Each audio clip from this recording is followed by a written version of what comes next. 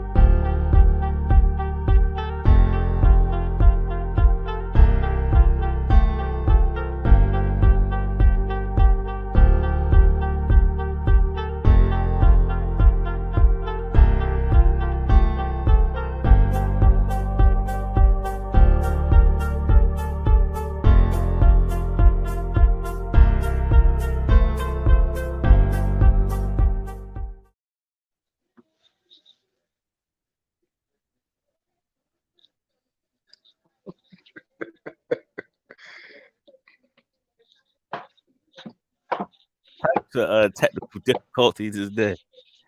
Slightly. Yeah, but anyway, we back with our week 3 episode of the Ravens Mm, Amped Up podcast. Uh, I'm Kay. I got my man Justin here with me, just those. and we're gonna get right into it. We got about 20 minutes to talk before the game come on, so we're gonna spend a little bit of time talking about uh the colossal letdown last week. No, no, no, no, Uh, no. No, no, no, no, no. That's Ravens bad. versus Miami, and then we're gonna get into the Patriots game. But Justin, what happened? What were your thoughts on that Listen, Miami game? from what I saw, man, it was only two plays. Well, three. Give it three. Three plays that turned the game. You got the one when they went for it on fourth down, didn't get it. Hmm. Then you had the two blown coverages. The bad part is, as much as we talked about Hamilton in the preseason, he was in both busted coverages. He was in both of them. So those three plays right there basically caused them the game. I mean, granted, you can't really point at one play, but I feel like if you look at those three plays, going for it on fourth down, not getting it, giving the Dolphins a short field, then they turn around, turn that into six. That was one of the busted plays. And then the 79-yard, I think it was, to Tyreek Hill. And it was crazy because Tyreek Hill didn't do anything the whole game. He had a bunch of, 8-yard, 9-yard catches. Yep. Waddle was the one getting the chunks. And then you Yeah. end up with Tyreek Hill getting those two chunk plays at the end, which turned the tide. And then of course I think once momentum is so big in football, once you get that momentum, it's kind of hard to kind of stop that landslide. And I know the Ravens was probably looking around like, what the hell? But that was he had 3 touchdowns though, right? Yeah, he did. I still feel like that first one was a blown coverage because Hamilton didn't help over top. That Exactly. one way he beat Peters. So I didn't see that. Oh, you know what? You're right. You're right. But I still feel like the game was in hand for the Ravens at that point. But those last two was the ones that kind of like snapped their backs for real. Like the momentum literally like shifted all the way on those last two, and it was can't Like, stop that once it start.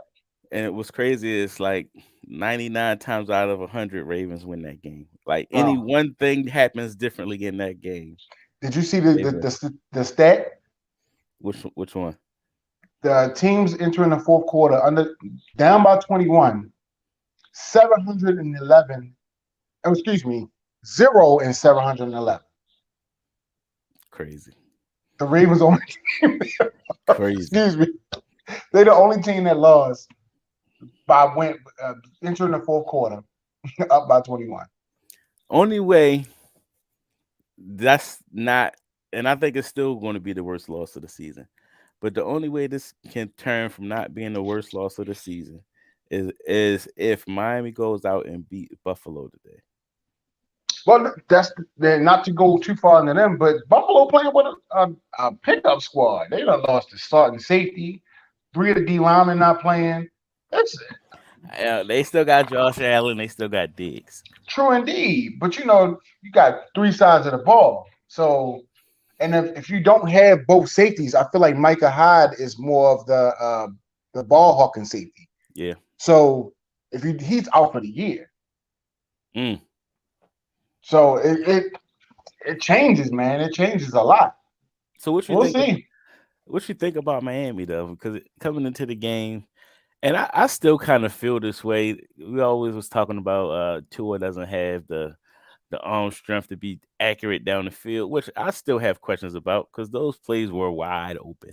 I could complete those passes.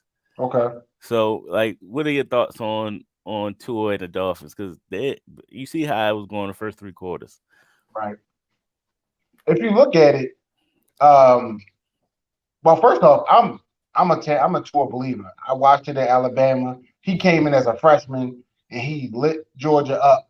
Gave Jalen Hurts kind of lost the job basically, Yeah, but when he came in, it was like flowing. It was like river water. It was just flowing, and he made all the throws. I think the only thing that he has to fight against, because once you get a narrative when you in the league, it's kind of hard to knock that off. right. But I think that this season is going to be so telling because last week it wasn't. Granted, yeah, he had to make those plays are gimme plays. If you can't make those plays in the league, then you shouldn't be in the league because those throws, anybody off the street can make those throws to a wide open receiver. I think that the way that offense is built, Jimmy Garoppolo ran the same offense. They didn't ask him to throw the ball 60 yards down the field. Only reason why it's a big deal because they got those 2 Ferraris on the outside, and Yeah. everybody like, how is he going to get the ball downfield? He doesn't have to. Tyreek Hill is probably one of the top 3 run after the catch in the league. Mm-hmm. Waddle, granted, I'm not sure about him as run after the catch, but shit, the dude got wheels. It doesn't matter how he gets the ball; it's the fact that he gets the Get it ball. in the sand. Yep.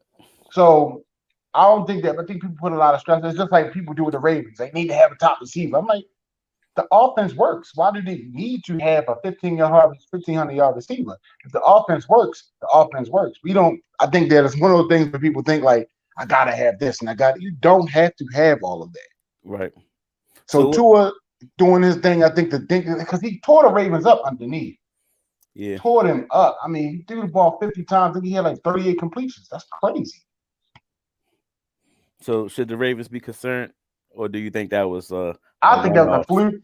I do think it was a fluke. Like I said, once the momentum started, it was kind of hard to turn the tide. You looking at, like I said, they kept them under wraps. 2 big plays from Tyreek Hill make his numbers look crazy. Without those 2 touchdowns, his game is, he got a bunch of balls. He's like Derek Mason. He got 10 catches for 75 yards. Like, who cares? Right. But those 2 chunk plays really make it look like, oh my God, they went off. Like, nah. Waddle went off though. Waddle definitely went off. Yeah, but he was consistent through the whole game. Yeah, and I think that he got a raw. They got the matchup they wanted. They had him on a rookie at the end of the game, and he made the play he was supposed to make. Point blank. Yeah. So what you think about the Ravens offense? The first 2 games. You listen.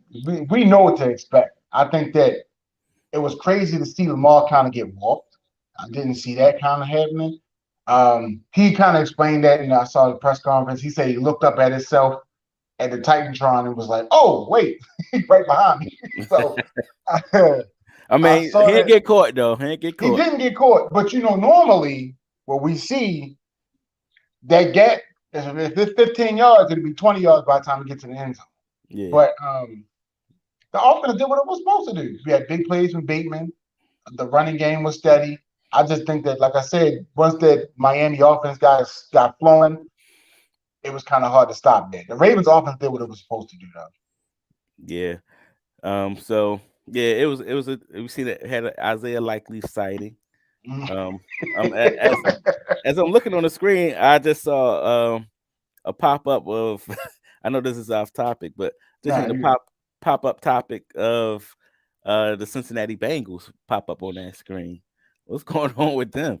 listen, bro. And the one thing that I think is so funny, people forget to realize is that even though they are pros, they still have to get coached.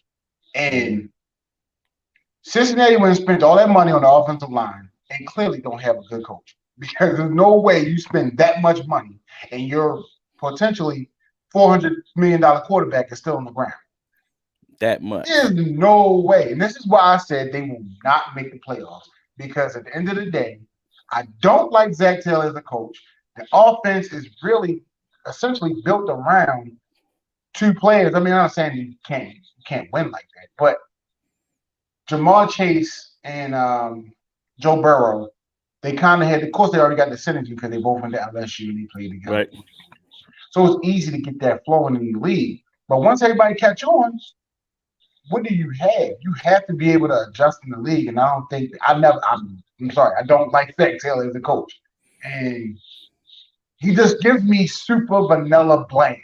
Period. Mm-hmm. So, like I said, 5-12 at best. 5-12. All right. Yeah. But these last 9 minutes we got, let's get into the Ravens versus the Patriots. Uh Patriots haven't been looking all that good to me the Mm-hmm. first 2 weeks. Ravens offense been looking good. Defense been looking shaky in a couple spots, to say the least. So, what's your expected outcome for the game today? So we got you see they signed JPP off the street, Yeah, trying to but bolster the I don't pass think he's rush. playing today though. Um, the big thing is that so this is the thing that really hurt the Ravens, and it'll be a telltale if it helps them in the game today. If they can get to Mac Jones, because that's the only reason why Tua looks so good, because they couldn't get him to the ground. Yeah, And everybody knows football. You know your pass rush or your pass defense is just as good as your pass rush. If you can't get that ball out in 2-3 seconds, you give him a chance to look at the defense and he can actually get to the third check down. Where's the pass rush? You can't yeah, do anything to fit on the back end if your front end is just letting them do whatever. right. So if they can get to Mac Jones, because I don't buy the Patriots run game. They don't even have a coordinator at this point. So if they can get to the quarterback, you got all pros at corner, all pro at safety. So it's not by mistake. But if you make them cover for 6 seconds, even as a pro, that's tough. Yeah. Another thing that I'm surprised a lot of people weren't talking about. If the Ravens had a run game, like if that game was 1 minute shorter due to us taking more time off the clock running the ball, Mhm. they win that game. Easy. So I think it's time to try to establish a running game because it's like they not even trying at this point. Well, I don't get, and that's true because I don't think that they fed Drake enough. They didn't feed Davis enough. But I think that they were going with what was working, and the passing game was clicking. And it's kind of hard to go away from something that you see is getting you 15, 16 a clip. And it's like, well, we're going to keep on with what's working. Had they ran the ball a little bit more, like you said, game would probably have been shorter. Probably wouldn't have been as exciting. Definitely wouldn't have been as much fireworks. But I mean, you 17 games, man. You're gonna have these type of games. All right, so we're gonna go. I'm checking right now to see what the Ravens inactives are for this game, unless you already seen them. Now, I didn't see it over yet. I've been in You know, everybody else's game, to be honest, because I expect the Ravens to win this game.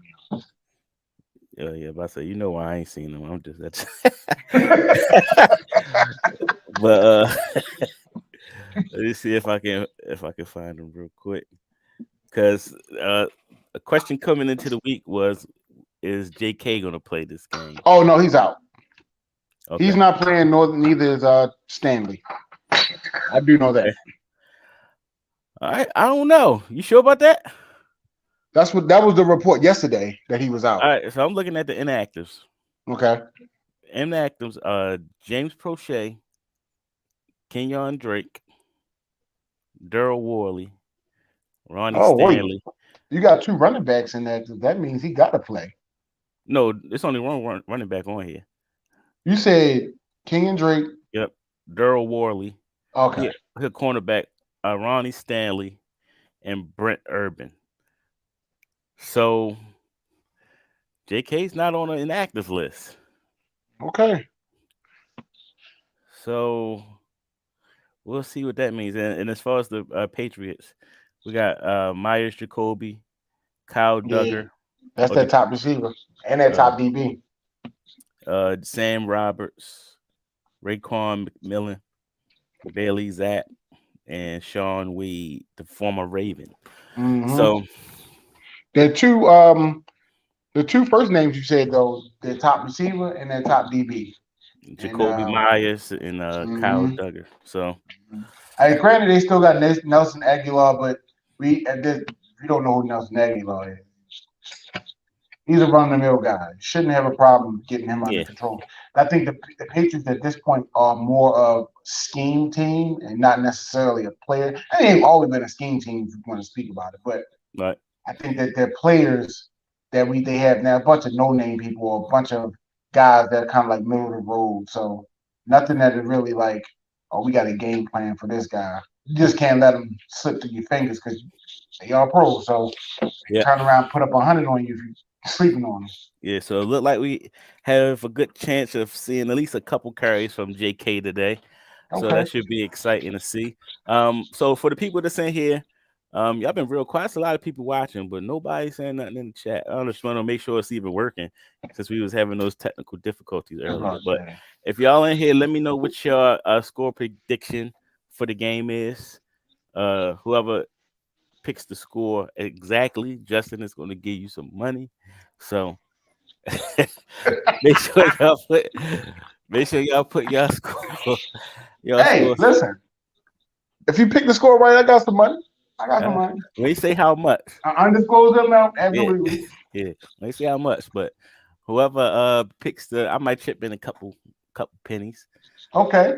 So let's see what your score predictions is. If you are commenting and it's not popping up, that means I'm not seeing it, but we'll be able to see it afterwards if that's the case.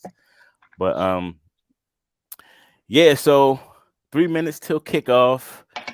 Look like we might get a little bit of JK. I don't really see any big glaring needs in the offense. Offense been moving the ball pretty good. Beautifully. So hopefully, And I'll tell you this much. And I had to cut you off, though, but I gotta say this. Mm-hmm. If Lamar has 11 to 12 games, QBR or at least over 100, yesterday's price is not today's price. Oh, I think that's already the case. It's already the case after 3 games. I mean, after 2 games. So yeah. So yeah, man, it's looking crazy. Like Bashotti is man, he better holler at them folk. I don't know. Like I learned over time, but how the cap works. mm-hmm. LA works it beautifully. How they got $400 million players on one team. So if you can get that cash over cap, you can work that out ASAP. Yeah, I don't know if you ever watched a guy engraving on YouTube, but one of his favorite sayings is the cap is cap. Straight up. The That's cap is cap. 100% true. So 100% true. If you try to get a player, there's always a way to make it happen. There's always a way to make it happen. So Rashad to holler at the folk. He probably got some folk in New York. Probably got some New Orleans. Wherever they at. Yeah, like we still don't know what his ask was, but at this point, you're gonna have to come. You're gonna have to come up with something. Exactly. Yeah, you have to come up with something. You're gonna have to come up with something. All right, so it's game time. Let y'all go ahead, get y'all drinks, get y'all food ready, sit in front of the TV and watch this game. We should be back next Sunday for the Bills game. It's gonna be a big That's one. here, So right? That's here. I think it's here. Yeah, Yep. It's gonna yeah. be a big one. So It's gonna be a litty. yep. So thank y'all for tuning in, and we're gonna see y'all next week. Peace out.